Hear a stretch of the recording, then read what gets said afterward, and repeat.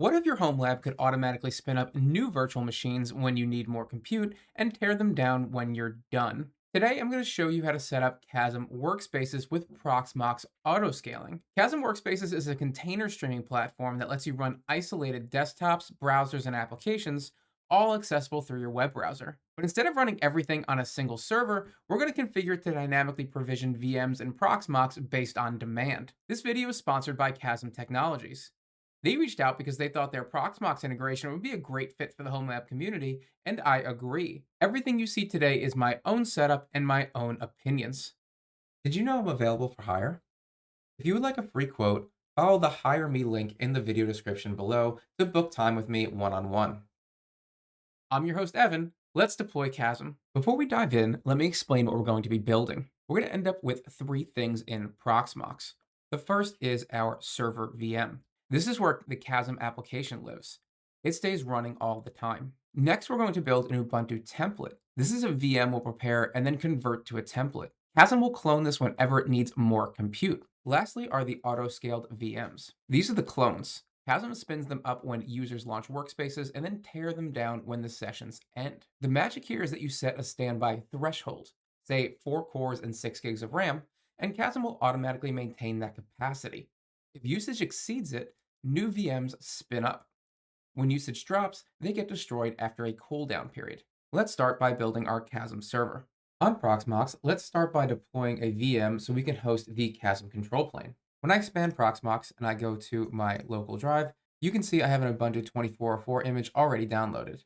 In the event you don't have this, you can jump over to the Wiki, the Kasm Workspaces, and scroll down to section 1, find the blue bar that says Get the Ubuntu ISO file here, right-click that, copy the link, go back to Proxmox and click Download from URL, paste the link, and then query the URL, and you should see the file name show up and you can just download it. Since I already have it, let's go and create a VM. I'm going to call this Kasm control and click next. I'm going to use the ISO image for Ubuntu 24.04 and click next. Click next again. Your disk size has to be large. When I was done installing this, it took up 64 gigs, so I'm going to give it 80 just to be safe. Click next. I'm going to give it 4 cores because I can. If you have more or less, you can change this as needed. And I'm going to remove this type and just type in host for the host CPU. Click next. I'm going to bump this up to 8 gigs of memory and click next and click next. Then I'm going to click start after created and hit finish. Now I see VM112 pop up. I'm going to jump into the console. I'm going to go through a pretty standard install of Ubuntu server, only changing 1 or 2 things. First thing I want to do is note the IP address. In this case, it's 1099.0.151. This is the first change I want to make. On the line that says set up this disk as an LVM group, I'm going to hit the spacebar to uncheck that, and then go down to the bottom and hit done. This is the next change I want to make. Use the spacebar to add a X to the box to install SSH server.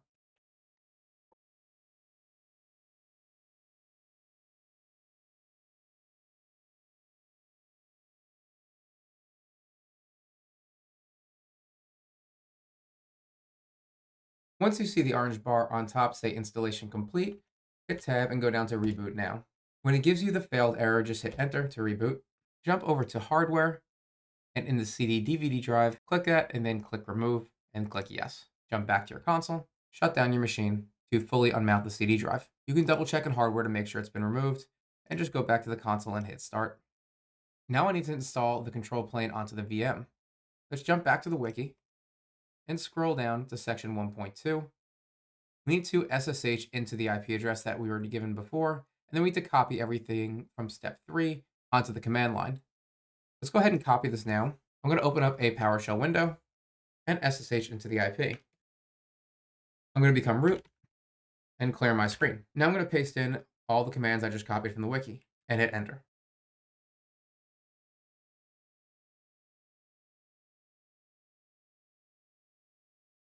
You'll be prompted that you've read the EULA. Just hit Y and then hit enter.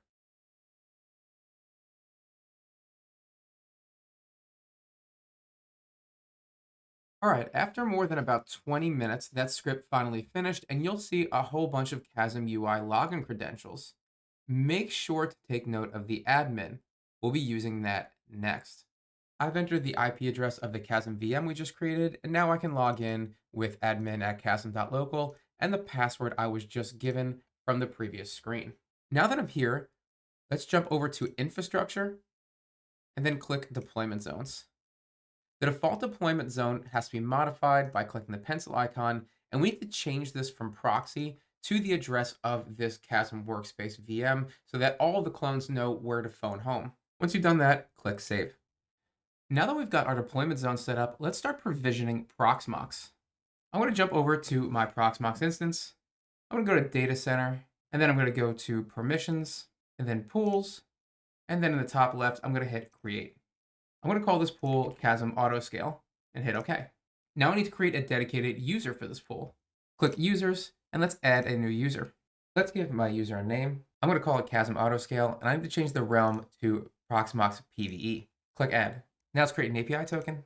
Click Add, select my user, and I'm going to give it a token ID of Kasm, and then uncheck Privilege Separation. Click Add. Copy the secret value as you will not see it again. Now let's create a new role. I'm going to call it Kasm Autoscale role, and then I have to give it a bunch of privileges. You're going to see a list of all these privileges on the wiki in section 2.4, but I'm just going to click through them right now.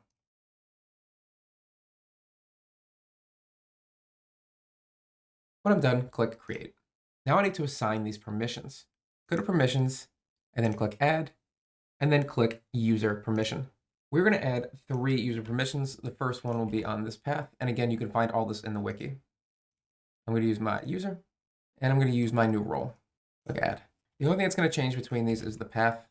I'm going to keep using my Kasm user and my Kasm role. Again, you can find all these paths in the wiki on section 2.5. Now I need to create my template.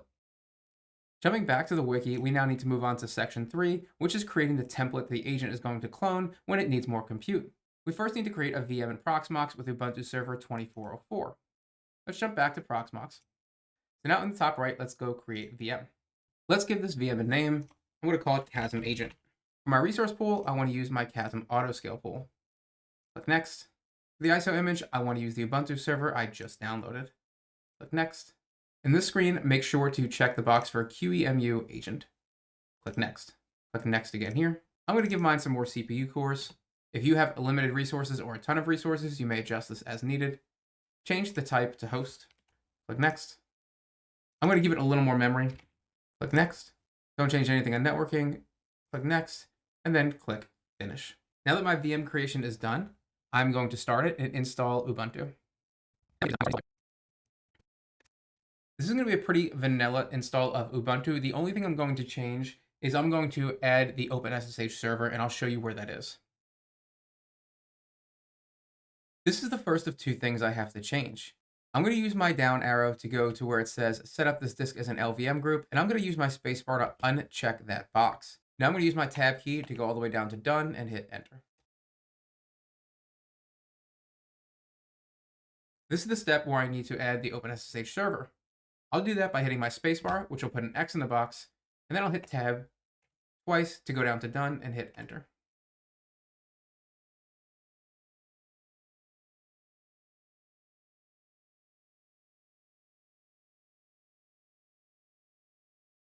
My installation is now complete.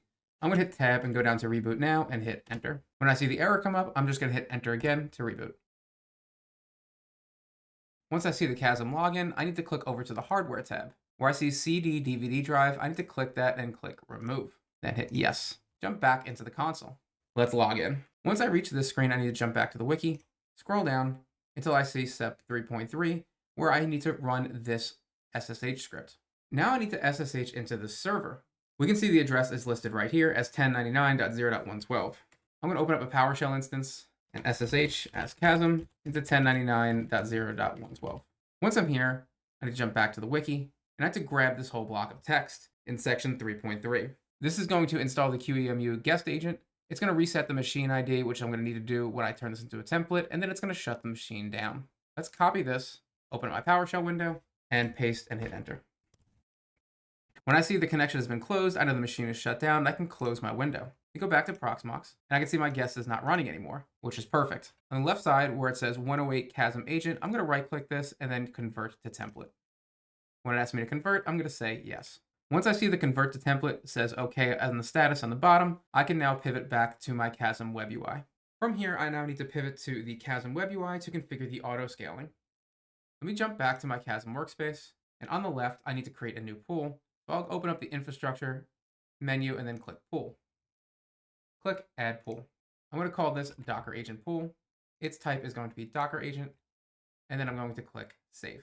Now I need to do an auto scaling config, and right from here, I'm going to click the button that says all auto scale configs. Click the blue button to add an auto scale config. Let's start by giving it a name. I'm going to call it Proxmox Docker Auto Scale.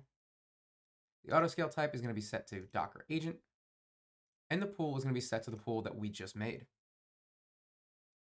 My deployment zone is going to be default, and now I need to set some of these settings. You'll find information about this in the wiki and the official documentation from Kasm. I'm going to set my downscale back off to 300 seconds. This setting prevents the system from downscaling or deleting agents for the amount of seconds you set here. This is useful for preventing the system from thrashing up and down if your available resources hover around the interval that would trigger an auto scale. I'm going to set my standby cores at 4. And this number of standby cores tells the system that it should try and keep 4 available cores at any time to satisfy the stage and config requirements. If the number of cores falls below the number that I've set, more agents are created, and if the available cores rise above the number, the agents are deleted as long as it won't result in the number of cores falling below this number. I don't have any GPUs, so I'm going to set it at 0, but it's the same principle as the standby cores. It'll always keep this number of GPUs on hot standby. If you need more, it'll scale up, and if you have too many, it'll scale down. For my standby memory, I'm going to set it at 6. Again, the same principle with the standby cores. This is going to be the amount of memory in gigabytes that the system should try to keep always available. If the amount of memory falls below this number, more agents are spun up, and if the available memory rises above, it's spun down as long as it doesn't go underneath this minimum. For the core override, I'm going to set it at 4. When Proxmox spins up an agent, it's going to set the core count to 4 because I've set 4 here, and I want to set this to match what I've already previously built in Proxmox. Same thing with the GPU override. I don't have a GPU, but it would set it to 1 if I had that set up in my Proxmox agent. And the memory override, I'm going to set at 6 because this is what I've set up in Proxmox previously. If you have questions about any of these, they have these little question marks next to it. And if I click a question mark, it'll pop up and tell you exactly what's happening here.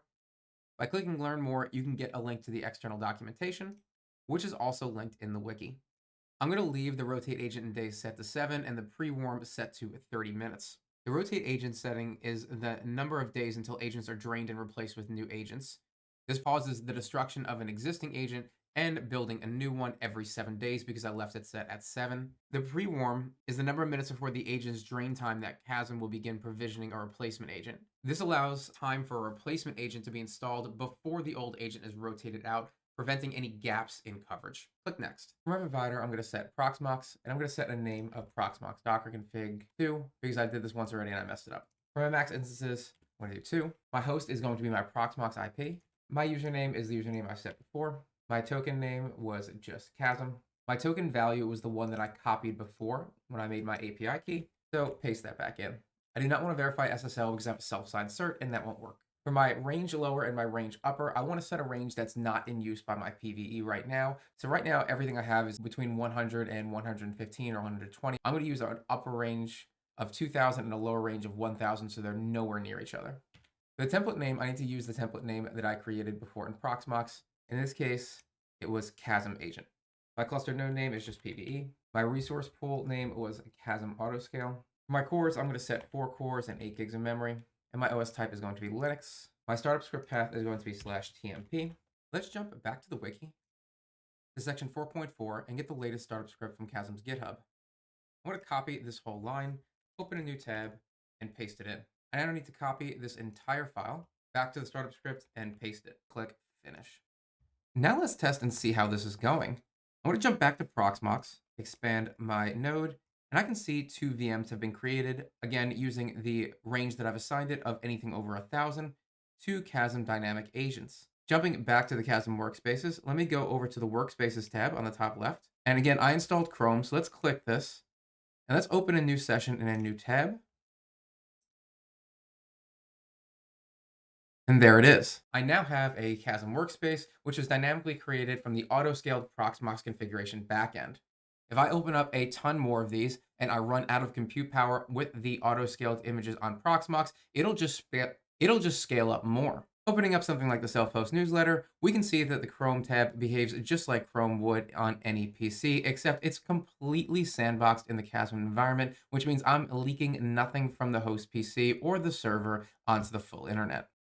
I just used the example of Chrome, but there's a lot of other workspaces that is available on Chasm. If I jump over to Workspaces and then Registry, I can click the Registry tab and then click Install the official registry here. And now I see that the Registry tab has gone to 1 and my available workspaces is now at 73. If I were to limit myself just to this registry, I would still get 73 available workspaces. And you can see there are a variety of things, everything from web browsers to operating system, Docker, Doom, programs like GIMP and Inkspace, and just a ton of options here, all of which are all one-click deployments, just like I showed you in Chrome a minute ago. There are other registries available to you if you want to install them, but I'm going to stick with the official ones for now. Have you tried Chasm before? Are you running it on Proxmox, Docker, or something else? Let me know in the comments below. If you found this helpful, hit the thumbs up. Subscribe if you want to see more HomeLab content like this.